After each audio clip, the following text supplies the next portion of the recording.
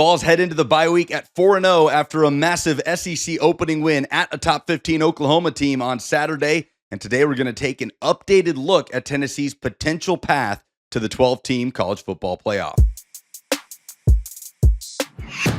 Hey, it's Lucas Panzica from 104.5 The Zone and A to Z Sports. So Tennessee, with 4 wins already under their belt, looks down the stretch, first with a bye week coming up and at a good time as Tennessee looks to get healthy, especially at the offensive tackle spot, and prepare to go to Arkansas, a pesky team with a talented quarterback in Taylon Green. But if the Vols can stop Green, especially in the run game, they should be able to get out of Fayetteville with an SEC victory. And that'll set the table for an October 12th matchup against the Florida Gators at Neyland Stadium. I know Tennessee fans might still consider this matchup to be a cursed one for the Vols, but this is a program that is reeling. Billy Napier is under immense pressure. He may not be the coach of the Florida Gators by October, much less in 2025. This is a game Tennessee should absolutely handle on their home field. And then, of course, the first big marquee matchup after the Oklahoma game, October 19th, against the Alabama Crimson Tide. Bama's first visit to Neyland Stadium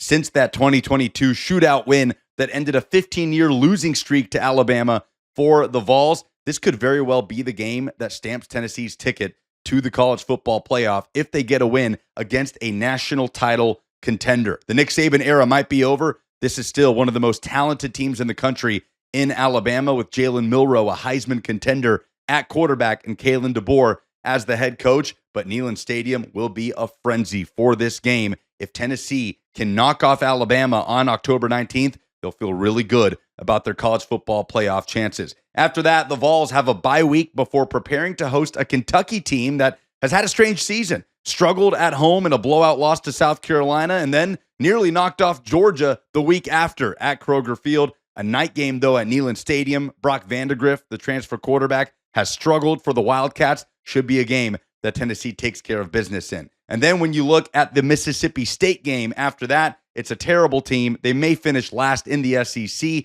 a team that was blown out by Toledo on their home field. The Vols should win this one by multiple scores. That, of course, sets the table for the highly anticipated November matchup against the Georgia Bulldogs. Tennessee's last trip to Athens, they were the number 1 team in the country. It was dubbed the game of the century. Georgia showed in that game that the depth and overall talent, especially on defense, is always going to outweigh the flashy, high-powered offense that lacks that high-end depth. Tennessee, though, is a much deeper and much more talented team, especially on defense, than they were in 2022. How that plays out in Athens in front of a hostile crowd will be a big determining factor in the college football playoff race and in the race to Atlanta for the SEC championship. Finishing out the season, Tennessee has a cupcake at home in UTEP and should take care of business in Nashville against the Vanderbilt Commodores to close out the regular season. And then when you look back at it, there are 2 games that it looks like Tennessee could stumble on. Any other game on that schedule, Tennessee will be massive favorites. Anything less than 10-2 for the rest of the season will be considered a massive disappointment for the Vols. 10-2 could be good enough to get Tennessee into the playoff. 11-1 with the win over either Alabama or Georgia will absolutely be good enough to get Tennessee into the college football playoff. Either way, one thing we do know after the win against Oklahoma on Saturday, the college football playoff is now the baseline expectation for the Tennessee Vols in 2024.